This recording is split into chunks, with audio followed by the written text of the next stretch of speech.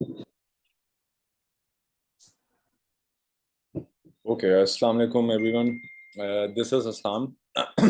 I'm the manager right now working in Arcadian Labs based in Lahore.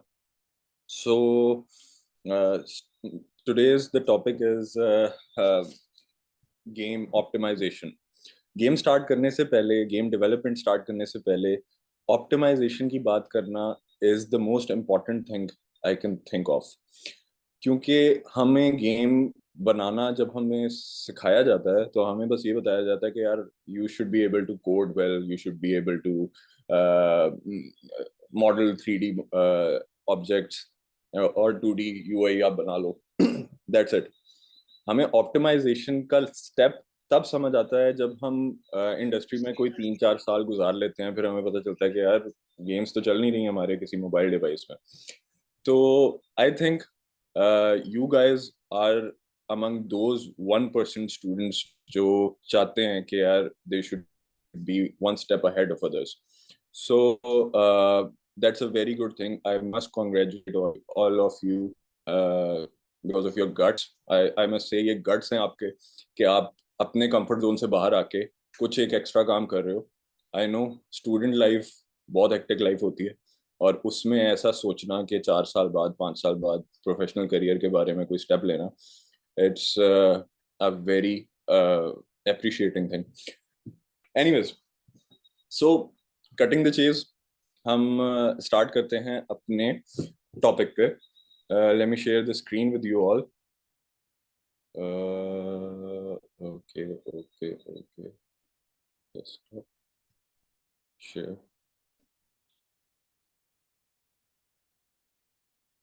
एक minute आप wait करें जरा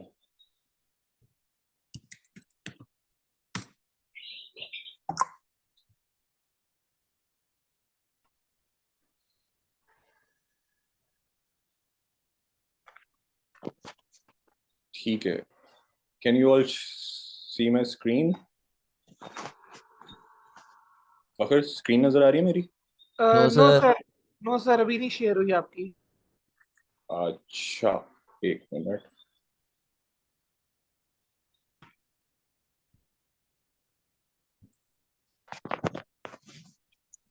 अब हो जानी चाहिए अब हो गई यस जी सर। सर अभी ठीक हो गया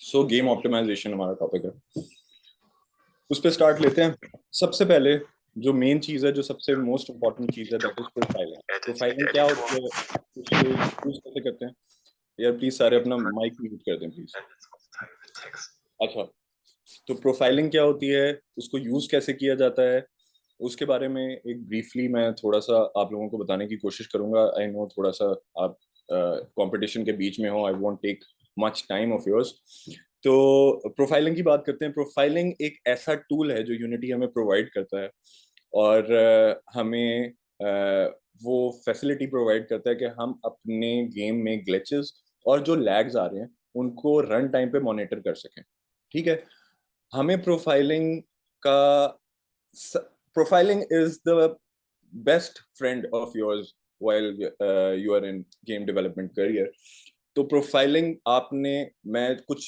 की पॉइंट्स आपको दूंगा then I will shift towards के प्रोफाइलिंग होती क्या है और उसको यूज कैसे करते हैं प्रोफाइलिंग आपने गेम स्टार्ट होने के पहले दिन से आपने यूज करनी है एक विंडो होती है वो मैं आपको सारे स्क्रीनशॉट्स दिखाता हूँ वो यूज करनी है ताकि आपको from the very start of your project आपको पता हो कि आपके प्रोजेक्ट में ऑप्टिमाइजेशन की कहाँ कहाँ जरूरत है आपका कोड में मसला है आपके आर्ट्स में मसला है या आपके कोई फिजिक्स बेस्ड है आपने कोई इस तरह का स्ट्रक्चर बनाया हुआ है जिसकी वजह से कोई मसला आ रहा है या कोई एक्सेप्शन आ रही है वो सारी चीजें हैंडल करता है प्रोफाइल तो अच्छा इसके बाद हम इसके ऊपर जाते हैं कि प्रोफाइलिंग होती क्या है वही वाली बात आ गई कि जी प्रोफाइलर डिटेक्ट करता है जो भी कॉज कर रहा है आपके लैग को या गेम अगर आपकी फ्रीज हो रही है उन कॉजेस को पिन पॉइंट करने के लिए हम प्रोफाइलर यूज करते हैं ठीक है हमने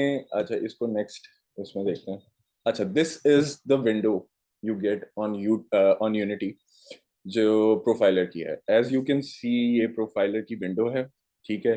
दे are bunch of different information जो कि फर्स्ट लुक में आपको लगेगा कि यार ये क्या आ गया। तो घबराना नहीं है, इसको मैं सारा आपको एक्सप्लेन करता हूँ होता क्या है। आपके लेफ्ट साइड पे आपको नजर आएगा सीपीयू यूजेज, रेंडरिंग, मेमोरी, ये सारी चीजें। और इसके अलावा काफी सारी चीजें होती हैं, फिजिक्स आ जाती है यूनिटी की, और डिफरेंट चीजें होती हैं। हमने मेन चीजें, हम थोड़ा सा इसको मैं कंसाइज रखने की कोशिश करता हूँ ताकि ज्यादा आपको इंफॉर्मेशन की बम्बार्डमेंट ना फील हो, और आपको वो चीजें सिर्फ मैं बता सकूं जो एटलीस्ट आपको इस कंपटीशन में हेल्प आउट कर सके और आपको याद भी रहे। तो सबसे पहले हम बात करेंगे सीपीयू यूजेज की। सीपीयू यूजेज के नीचे अगर आप देखें, रेंडरिंग, स्क्रिप्ट्स, फिजिक्स, एनिमेशन, ये काफी सारी चीजें हैं जो कि डिफरेंट कलर्स से वो इस ग्राफ में रिप्रेजेंट करता है। एफपीएस का अगर आप लोगों को आइडिया हो तो फ्रेम्स पर सेकंड कहते हैं। जो भी आप गेमिंग की फील्ड से अगर आपका ताल्लुक है, गेम्स खेलते रहते हैं, तो आपको पता होगा एफपीएस क्या होता है। एफपीएस इज कि आपकी कितने एक सेकंड में कितने फ्रेम्स रेंडर हो रहे हैं आपकी गेम में। तो जितने ज्यादा 60 FPS is the minimum threshold जिसको हम फोकस करते हैं कि एटलीस्ट आपके 60 एफपीएस पे गेम स्मूथली रन करती है, तो हमने उसको टारगेट करना होता है, ठीक है।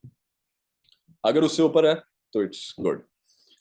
अच्छा, तो हम इस ग्राफ को अगर क्लोजली एनालाइज करें तो ऊपर है ग्रीन, नीचे है ब्लू, और उससे नीचे है कुछ ब्राउन सा कलर, ठीक है। Green is for rendering, blue is for scripts, and the other one is V sync garbage collector, ठीक है। अच्छा, तो हमने इन इन कलर्स को बड़े ध्यान से एनालाइज करना है। ये जो स्पाइक्स आप देख रहे हो, ये हर फ्रेम में आपको बताती हैं कि हर फ्रेम में किस तरह से आपका कोड रन हो रहा है। वो मैं नेक्स्ट स्लाइड्स में आपको दिखाता हूँ। ये जो स्पाइक्स हैं, इट मींस कि देयर इज समथिंग रॉन्ग अगर ये 60 एफपीएस को क्रॉस कर दे। सबसे ऊपर आपका 60 एफपीएस है, नीचे 100 है, 200 एफपीएस है।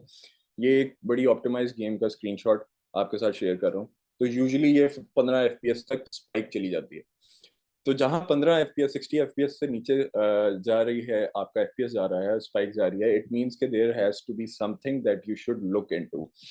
जो स्पाइक्स हैं, अगर आप उनको क्लिक करोगे तो इस तरह की एक लाइन आ जाएगी, and it will tell you exactly कि उस फ्रेम में क्या क्या प्रोसेसेस रन हो रहे थे। जहां ये प्लेयर लूप लगा हुआ है, रेंडरिंग पाइपलाइन है, ये सारी चीजें, these are the processes that were working while going through that frame, ठीक है। जहां आपने क्लिक किया, गेम वहीं पॉज हो जाएगी और आपने फ्रेम को एनालाइज करना है और उसमें प्रोसेसेस देख लेना है। फर्दर प्रोसेसेस को कैसे देखा जाएगा वो मैं आगे आगे चल के आपको बताता हूँ, ठीक है। अच्छा, प्रोफाइलर को आपने किसी टारगेट, अपना मोबाइल है या कोई भी डिवाइस है आपकी, उस पे आपने प्रोफाइलर को कनेक्ट करके आपने रन टाइम पे अपनी गेम चेक करनी है। ऑब्वियसली आप यूनिटी एडिटर में अगर हम प्रोफाइलर्स को देखेंगे तो वो प्रोफाइलिंग आपको 60 एफपीएस दिखा रहा होगा, क्योंकि आपका पीसी, आपका सिस्टम बड़ा कोई एक हाई एंड सिस्टम होगा। ऑब्वियसली आपके पीसी पे तो गेम चलनी नहीं है, अगर आपके मोबाइल में चलनी है, या चलो अगर पीसी वाली भी है तो अगर आपने फॉर पीसी बना रहे हो तो वो तो ठीक है।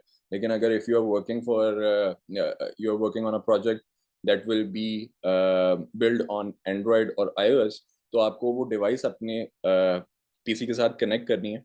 और ये दो बिल्ड सेटिंग्स में ये दो चेक्स हैं जिसको आपने चेक कर देना है, डेवलपमेंट बिल्ड और ऑटो कनेक्ट प्रोफाइलर, ठीक है।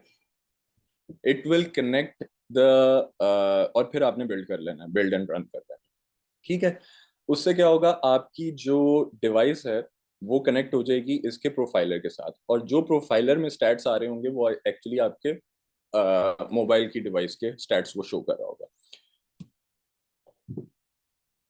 अच्छा, मैं बता रहा था कि इसके बाद फर्दर हम इसको एनालाइज कैसे करें। ये एक दूसरा स्क्रीनशॉट है, अगर आप इसको जरा फोकस करो तो 15 एफपीएस से भी ऊपर ग्राफ जा रहा है। इट मींस कि there are major concerns of optimisation in this game जिसको हमने देखना है। अब जैसे ही आपने इसको क्लिक किया, ये लाइन बनी हुई आ गई और गेम पॉज हो गई, और वो आपको बता रहा है नीचे उसके सारे प्रोसेस, हायरार्की विंडो होती है और उसमें सारे प्रोसेसेस बता रहा है कि होता क्या हो क्या रहा था, कौन कौन से प्रोसेसेस चल रहे थे।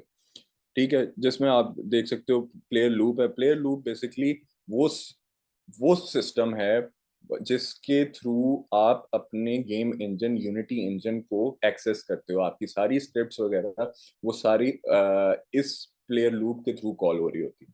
ठीक है, तो this is the main thing जो आपके प्रोसेसेस चल रहे हैं उसने जाके क्या नाम है, प्लेयर लूप से ही होके गुजरना है। उस प्लेयर लूप में सारी चीजें, तकरीबन सारी चीजें आ जाती हैं। रेंडर हो रहा है आपका, रेंडर मतलब कोई भी चीज शो हो रही है आपके स्क्रीन पे, उसको कहते हैं रेंडर होना। ठीक है, तो रेंडर हो रहा है कुछ, वो दिखाएगा। कोई गार्बेज कलेक्शन आ रही है, वो दिखाएगा। आपके स्क्रिप्ट्स में कोई मसला है, वो दिखाएगा।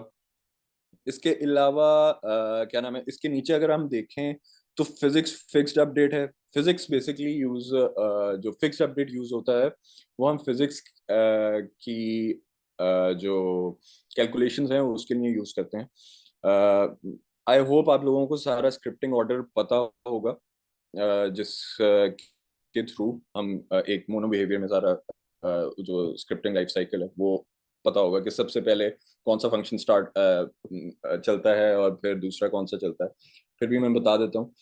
सबसे पहले जब भी आप कोई स्क्रिप्ट बनाते हो, कोई क्लास बनाते हो, वो मोनो बिहेवियर से इनहेरिट हुई होती है। मोनो बिहेवियर में डिफरेंट काइंड ऑफ फंक्शंस होते हैं जिसको आप यूज करते हो to engage with your Unity engine. ठीक है, उसका एक लाइफ साइकिल है, उसका एक प्रोसेस है। सबसे पहले चलता है आपका अवेक फंक्शन। ठीक है, ये बिल्ट इन फंक्शन है। अगर आपने कोई भी स्क्रिप्ट के स्टार्ट में कुछ भी चलाना है कि जैसे ही आपकी क्लास स्टार्ट हो तो कोई चीज़ इनिशियलाइज हो जाए, कोई वेरिएबल दे दिए जाए, वेरिएबल साइन हो जाए या कुछ भी, तो आप वो अवेक के फंक्शन और स्टार्ट के फंक्शन में करते हो। बेसिकली अवेक का फंक्शन होता है, फिर ऑन इनेबल का फंक्शन चलता है, फिर स्टार्ट का फंक्शन चलता है, फिर update, fixed update, late update, और इस तरह आगे प्रोसेस चलता है। तो ये आई विल सजेस्ट कि आप लोग जरा इसको स्क्रिप्टिंग ऑर्डर को जरा देख लो। अच्छा, तो होता ये है कि जब अब इसके यहाँ पे बैक टू प्रोफाइलर, हम सबसे नीचे आ जाएं, अगर अपडेट आ रहा है, फिर उसके बाद फिक्स्ड अपडेट में इसके अगर आप फर्दर इसको खोलोगे तो इसमें सारी चीजें नजर आ जाएंगी कि यार आपके फिक्स्ड अपडेट में कौन कौन सी स्क्रिप्ट्स हैं जो तंग कर रही हैं, जो यहाँ पे आपकी मेमोरी को हॉग कर रही हैं। ठीक है, उसके बाद फिक्स्ड अपडेट के बाद लेट अपडेट आ गया। ठीक है, पोस्ट लेट अपडेट आ गया। ये डिफरेंट है, उसने सारी हायरार्की बनाई हुई है और उसके थ्रू आपको बता रहा है कि यार यहाँ यहाँ मसला है, और उनको फिर हमने ऑप्टिमाइज कैसे करना है वो हम आगे चल के देखते हैं। ठीक है, अच्छा, सबसे पहले बात होगी उसमें कि गार्बेज कलेक्शन जो है, गार्बेज कलेक्शन हम कैसे रिड्यूस की कर सकते हैं। Unity Boehm Demers Weiser garbage collector को यूज करता है, जिसका मतलब ये होता है कि आपका प्रोग्राम, आपका कोड जो है वो तब तक रिज्यूम नहीं होगा जब तक आपकी जो गार्बेज कलेक्शन वाला जो सारा प्रोसेस है वो कंप्लीट नहीं हो जाता, मतलब एक सिंगल थ्रेड पे चलता है। तो जब गार्बेज कलेक्शन एक लिमिट से बहुत ज़्यादा हो जाती है तो मेमोरी हॉग हो जाती है, आपकी गेम में एएनआर आ सकते हैं, आपके गेम में क्रैशेस आ सकते हैं।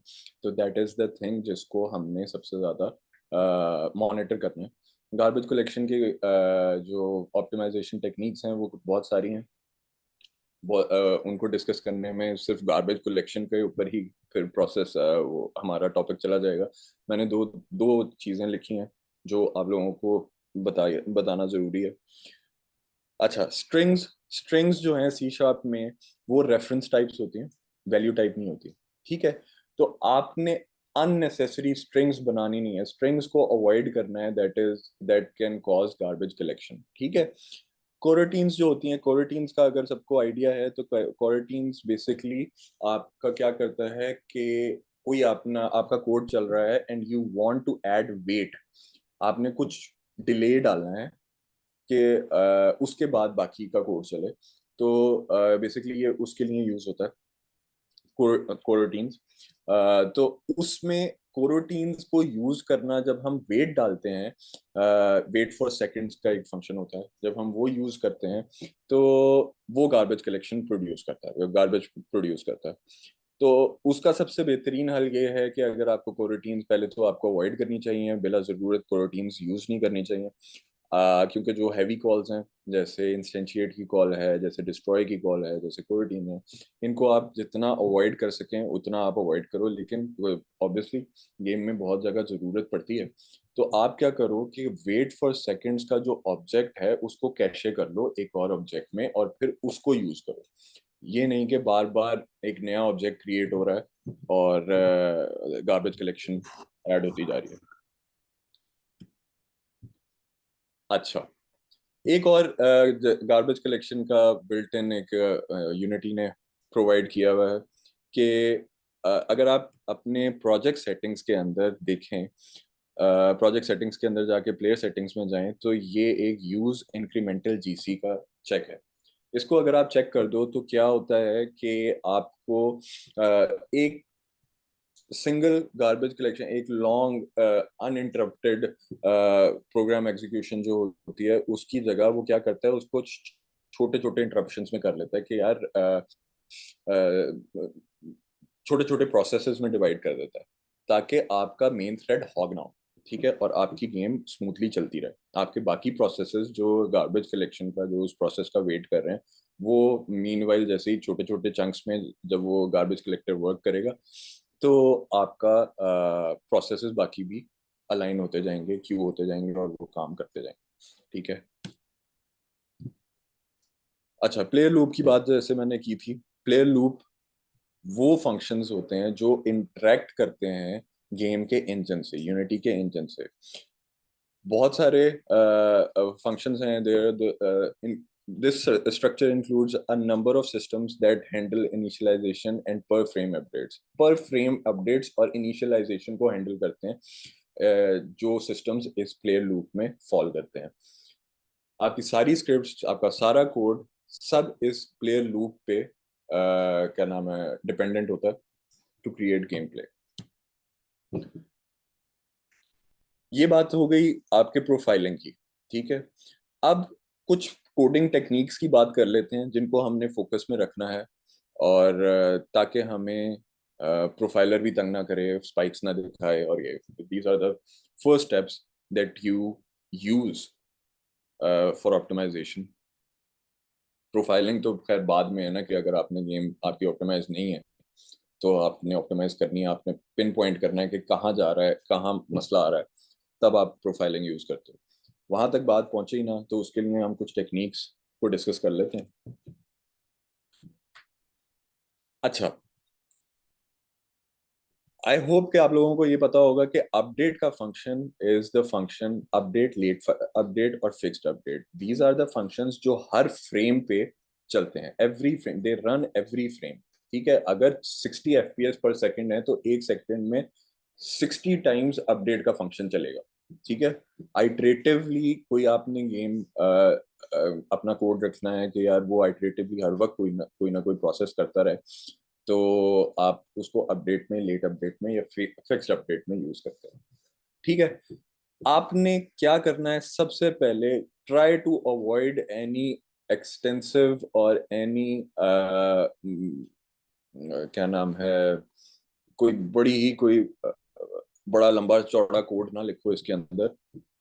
ठीक है, आप क्या करोगे कि आपने इसको अवॉइड करते हुए मिनिमम से मिनिमम जो आपकी मजबूरी है वो कोड लिखना है। ये नहीं कि जी आपने फॉर एग्जांपल कोई कॉइन्स अपडेट करने हैं और वो आपने कोड फंक्शन में डाल दिया अपडेट में कि भाई जैसे ही कॉइन मिले फौरन ये ऊपर की बार में कॉइन अपडेट कर दो। अब वो कॉइन मिल नहीं रहे, कॉइन मिल रहे हैं कोई 1 मिनट बाद, वो 1 मिनट में कोई 6,000 दफा अपडेट में चल जाना है, और वो ये चेक कर रहा है कि भाई कॉइन मिले, कॉइन मिले नहीं मिले, कॉइन मिले नहीं मिले, कॉइन मिले नहीं मिले।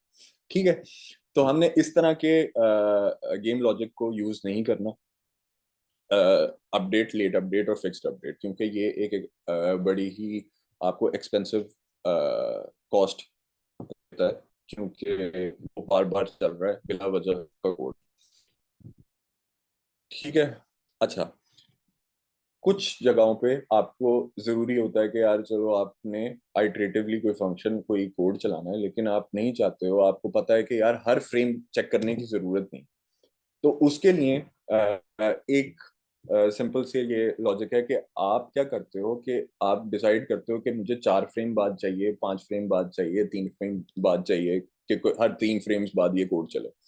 ठीक है, तो आप इस तरह ये कोड लिख लेते हो कि यार टाइम डॉट फ्रेम काउंट, उसका मॉडुलस ले लिया इंटरवल, जितना आपने इंटरवल दिया है कि कितने आपने फ्रेम्स स्किप करने।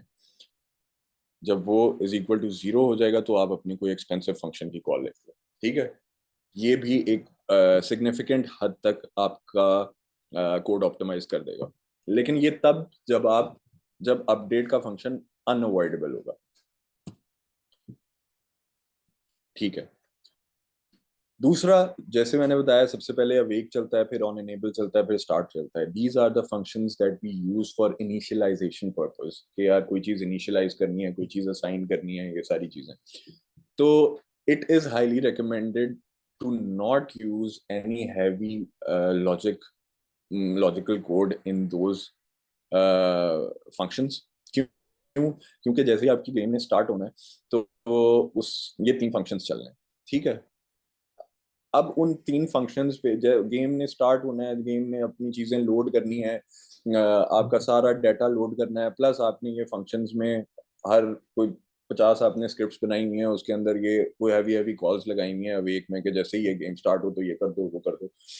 तो जिसकी वजह से आपका लोडिंग टाइम बढ़ सकता है, आपकी गेम क्रैश कर सकती है। तो avoid using a very heavy logic in these functions as well. कम से कम कोड, कम से कम लोड डालना है जब गेम स्टार्ट हो रही है आपकी। ठीक है, ताकि आपका लोडिंग टाइम भी कम से कम हो और आपको क्रैश के चांसेस भी ना हो। अच्छा, अब जैसे ही आपने नोट किया होगा, जैसे ही आप कोई नई स्क्रिप्ट बनाते हैं, जब आप नई स्क्रिप्ट बनाते हैं तो उसमें एक स्टार्ट का फंक्शन एम्प्टी फंक्शन बना हुआ होता है और एक अपडेट का एम्प्टी फंक्शन बना होता है। आपने उसके अंदर फंक्शन डालना है कोई अपना, जिन ना स्टार्ट को यूज करना है ना अपडेट को यूज करना है, वो आप उसी तरह खाली छोड़ देते हो, जो कि नहीं करना चाहिए। जब वो नहीं करेंगे, वो कर अगर आप इसी तरह छोड़ दोगे तो ऑब्वियसली वो बार बार एग्जीक्यूट होगा वो कोड, चाहे उसके अंदर कोड नहीं लिखा हुआ, लेकिन वो उसकी एग्जीक्यूशन बढ़ती जाएगी। अब कोई 10 स्क्रिप्ट्स हैं, 10 के अंदर अपडेट्स हैं खाली पड़ी हुई हैं, 10 के 10 अपडेट्स कॉल हो रही हैं बार बार हर फ्रेम में।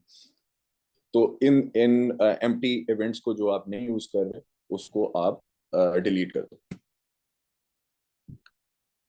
अच्छा, हम यूजुअली डिबगिंग के लिए क्या करते हैं, हम लॉग स्टेटमेंट्स लगा देते हैं। जब हम लॉग स्टेटमेंट्स लगाते हैं तो क्या होता है कि डिबगिंग तो हो जाती है, लेकिन जब हमने कोड अपना अपनी गेम लॉन्च करनी होती है तो हम लॉग्स उसी तरह छोड़ देते हैं, स्पेशली अपडेट में कि यार ये अपडेट चल रहा है, नहीं चल रहा, ये किस लाइन तक पहुंच रहा है, इस तरह के काफ़ी सारे हमने लॉग्स लगाए हुए होते हैं जो कि मेमोरी हॉग करते हैं। ठीक है, तो उसका एक सोल्यूशन मैंने ये प्रपोज किया है जो आपके सामने है स्क्रीन में, कि आप एक स्टैटिक क्लास बनाओ, उसके अंदर ये सिंटेक्स रख लो, system dot diagnostic dot conditional. ये क्या करता है, आपके जो प्लेयर सेटिंग्स हैं उसके अंदर आपको इस तरह का सिंबल्स दे देता है। आपने यहाँ पे कंडीशन लगा दी कि जब इनेबल लॉग होगा तो ये नीचे वाला फंक्शन चलेगा। ठीक है, और आपने इस जब भी डीबग डॉट लॉग करना है उसकी जगह आपने ये लॉगिंग डॉट लॉग कर देना और अंदर मैसेज डाल देना। उससे ये होगा कि जब आपने ये इनेबल लॉग का लिखा हुआ होगा, तभी जब उसको ये स्ट्रिंग मिलेगी तभी वो लॉग डिबग करेगा। अदरवाइज जैसे ही आपने गेम बनानी है, अपलोड करनी है, या आपकी फाइनल बिल्ड है, आपने इसको यहाँ से डिलीट कर देना। दैट्स इट, आपका कोई लॉग, आपके गेम में जितने लॉग्स होंगे वो बंद हो जाएंगे।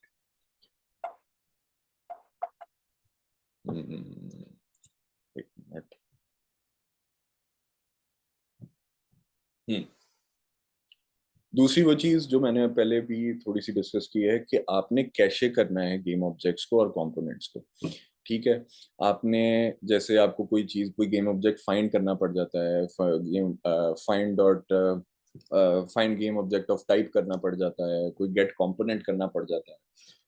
वो क्या करता है, ये फंक्शंस पूरा हायरार्की में फाइंड करते हैं कि भाई ये गेम ऑब्जेक्ट पड़ा हुआ है जो आप बता रहे हो इस स्क्रिप्ट के साथ, या ये किसी भी गेम ऑब्जेक्ट पे ये कंपोनेंट लगा हुआ है। तो उसकी वो एक एक्सपेंसिव कॉल कॉल कॉल है।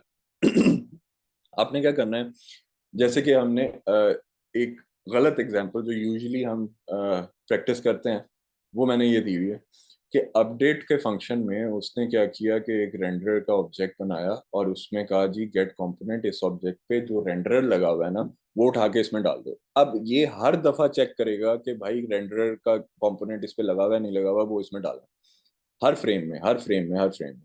तो ये this is a bad example.